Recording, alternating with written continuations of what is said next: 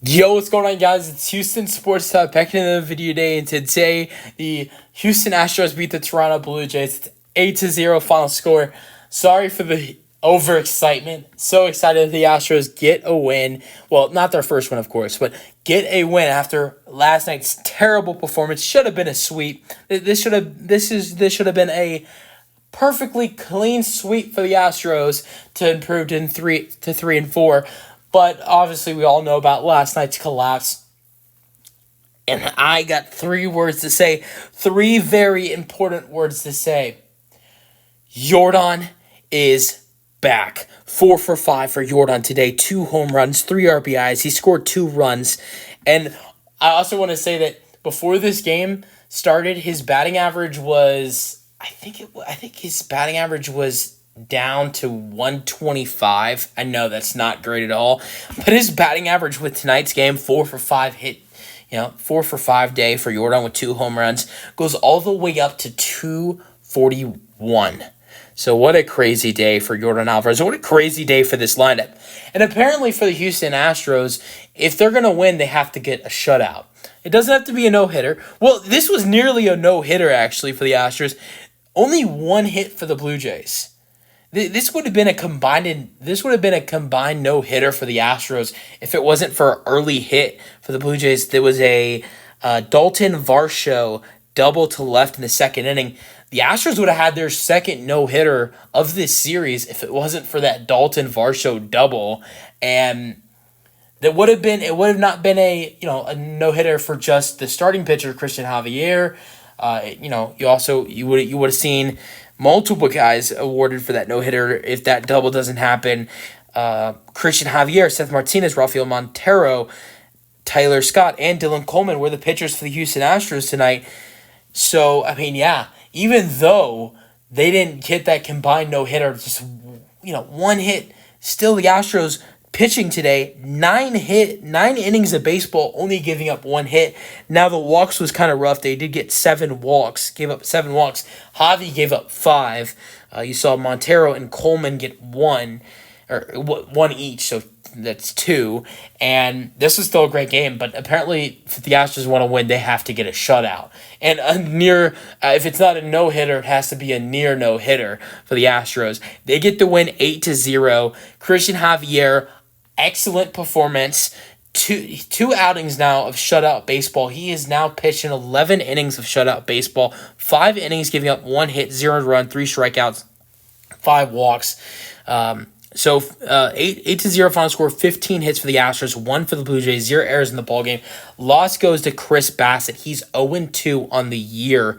He pitched 4 and 1 and one third of the 5th, giving up 9 hits, 4 earned runs, 3 strikeouts, and 3 walks. And the big man, Yordan Alverez, who started the scoring summary in the 3rd inning for the Astros, is someone who has dominated against Chris Bassitt in the past. If you don't know, Chris Bassitt was on the A's, so the Astros faced Chris Bassitt a lot going up against the Oakland Athletics. And Yordan Alverez made history tonight. He is now hit the most home runs off of Yordan Alverez has hit the most home runs off of one pitcher in history. 5 home runs Yordan Alverez has hit off Chris Bassitt. His second home run wasn't even against Bassitt. It was against a bullpen lefty in the 6th. But in the 3rd, Yordan has a home run to center, 422 feet. We know how bad he was doing. That had to feel great for him to get it going. And he said in his interview with Julian Morales that he knew he had success against the starting pitcher before the game, and he thought this was a good chance for him to get going. And he does it early, gets it started 1-0, and that's his 5th home run in his career against Chris Bassitt. Then the 4th inning, another big hit off of Chris Bassitt. This is what would lead to Chris Bassitt getting pulled out of the game. Yordan Alverez crushes one off to the right field wall that reaches to his former teammate George Springer, which Altuve is going across the bases so fast.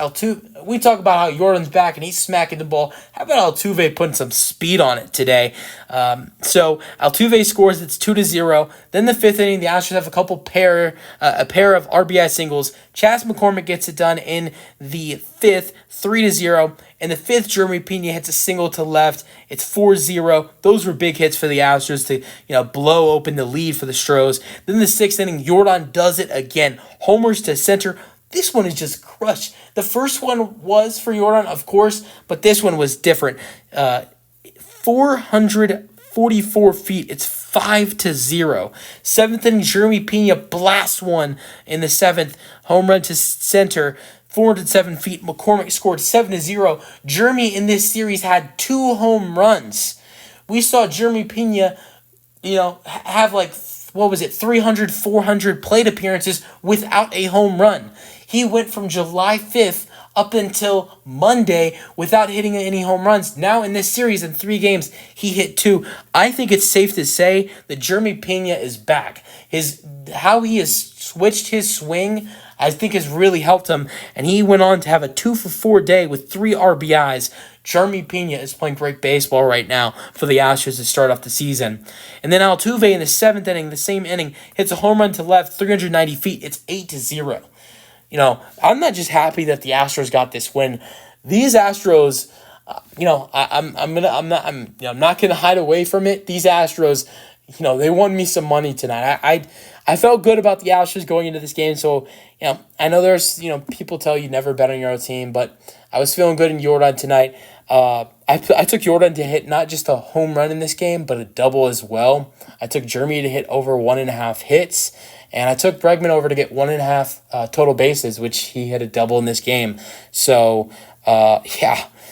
But I'm so, not just happy that, my bets did good. That's not what it's all about. I'm just happy this lineup was able to bounce back after the horrendous hitting night they had last night.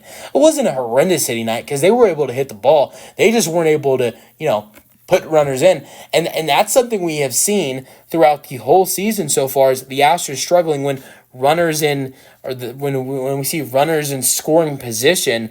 And we saw Jeremy Pena and Chas McCormick in the 5th inning able to bring those 2 guys in. We saw Yordan in the 4th. Well, yeah, I wouldn't really, go to Yordan in the 4th because Altuve was at first. At that time, it was just a really hard hit ball by Yordan. So, and Altuve, had some really good speed speed after the hit. But that wasn't a situation where there was a runner in scoring position. But Chas McCormick and Jeremy Pena were in situations in the 5th inning with runners in scoring position and came through for the Astros, which, look, there were still at times in this game where the Astros, left a lot of runners on. Even though they were great tonight and had 15 hits and scored 8 runs, they left a lot of runners on. They left the bases loaded twice, John Singleton and Chas McCormick. So, I think the Astros still need to improve a little bit and leaving runners on. But I thought tonight was a very much needed improvement for the Astros. All right, let's go to the Astros individual hitters. Altuve went 1-for-4 today. Outside of before that home run, Altuve was not having a good day. He had flat out twice. He had struck out. He had a 4th inning walk, which was not bad. But then he hits a home run in the 7th. Back-to-back days for Jose hitting home runs. That is his 3rd home run of the season. His batting average is .345 to start the year in the first 7 games. Yordan went 4-for-5, a first inning single to right. I mean, up until we saw Jeremy Pena and Altuve hit some shots in the 7th inning, Yordan had the 4 hardest hits of the night. And one of those was his first inning single to right. It was a hard hit single for the Astros. The 3rd inning, he hit a home run to center, 422 feet. The 4th inning, he doubled to right. Nearly went out, would have been a 3-run home run game for Yordan. Honestly, Yordan tonight could have had a 4-run home run, a 4-home run game. So 4th was a double to right. Altuve scored. 6th inning, he home run to center, 444 feet. Then his last at bat in the 7th, he nearly hit another one. It was a fly out to center, was back to the warning tracks, but was caught by the center fielder for the Blue Jays, Kevin Kiermaier, who has killed the Astros in the past. So I'm not surprised he gets a big catch off of the Astros. If you guys remember that 2020 ALCS, how many big catches he made against the Astros in that series, that was heart-crushing. Kyle Tucker went 2-for-5 today. Not a bad day for King Tuck at all. He went 2-for-5, had a first inning single to right, Alverez to second, 3rd single to left. And that was it for Tucker. His batting average is .333 through the first 7 games. Jake Myers would come in and replace Kyle Tucker and play center field today. But, we didn't see any at bats for Jake Myers. I'm glad we didn't see any base running for Jake Myers after what we saw last night. Alex Bregman went 1 for 2 today. Now I liked what we saw from Bregman today because I think he started to feel it. I think a couple of walks in the third and fifth. We saw Bregman walk in the third to get Tucker to second, and the fifth, he got him first.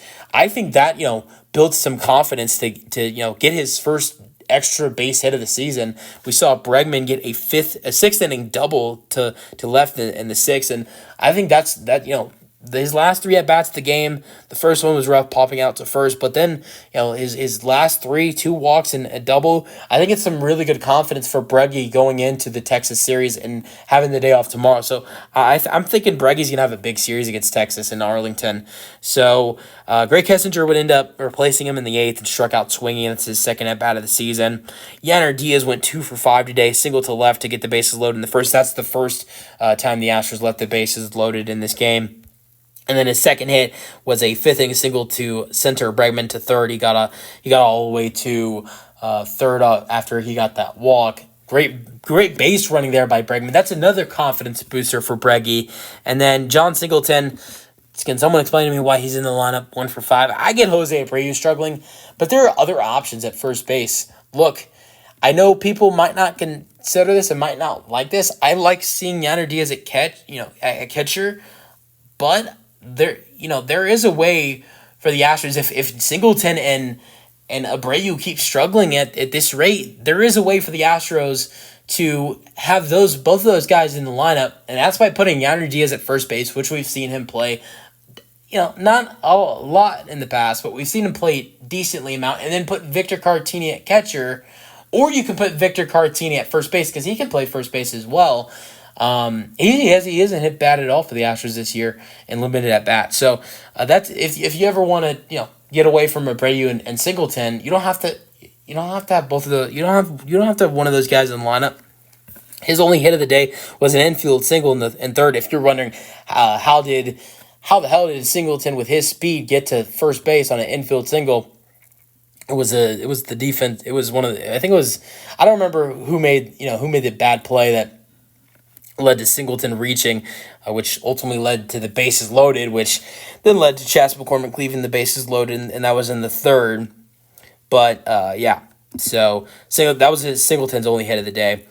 Chas McCormick went 2 for 3 today. He had a seventh inning walk, but in the second he had a single to center, which got a nice drop. In the fifth he had a single to left. Bregman scored Diaz to third in the fifth. And that was it for Chas, 2 for 3 today. Jeremy went 2 for 4 today. He grounded into double play, which was a really, he really hit the ball hard on that double play in the second, but was a really good defensive play. I believe it was Bo Bichette that made the play, but I'm not 100% sure. And then the fourth, he struck out looking. And then in his final two at-bats, he got it going. Fifth, he singled to left. Diaz scored. And then seventh inning, he had a 2-run shot. McCormick scored. Dubon went 0 for 4 today. Unlike Dubon to have a bad day like he had today, didn't he? To me, I barely even notice him in the lineup. And I'm a big Doobie fan. He flied out twice to center and right, and he grounded out to shortstop and struck out swinging in the second. Outside of Javier, who pitched 5 innings, 5 shutout innings, Seth Martinez pitched the 6, giving up 0 hits, 0 runs, 0 walks, 0 strikeouts. Montero pitched the 7th, giving up only 1 walk with 1 strikeout. Taylor Scott pitched the 8th, giving 0 hits, given up, 0 runs, 0 walks, 2 strikeouts. And Dylan Coleman, who would not be with the Astros major league team if it wasn't for JP France having a new baby just this morning, I believe. Congratulations to JP and his wife. Dylan Coleman wouldn't be in the majors and wouldn't get the chance that he got today, and he didn't do bad at all in the 9th inning, although it's a 9th inning and a blowout, I will say. He gave up 1 walk with 1 strikeout. Nice outing there by Dylan Coleman, although I think as JP France is ready back to go and is off the paternity list or the paternity leave, you'll probably see Dylan Coleman go back to AAA. But still, I mean, the Astros know, as of right now, they can trust him if someone goes to IL, and maybe he is one of the first guys they call up if a pitcher gets hurt. But yeah, let me know your thoughts on the win for the Astros in the comment section, and peace out, go Astros.